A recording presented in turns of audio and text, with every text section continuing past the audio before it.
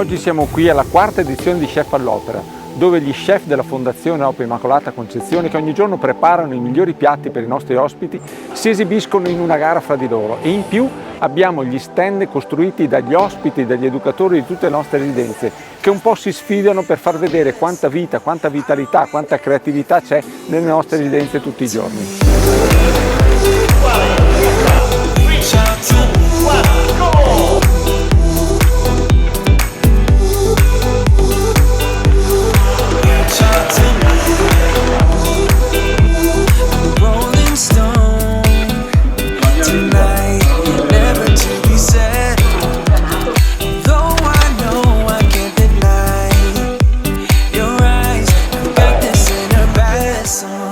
I'll be there if you reach out to me.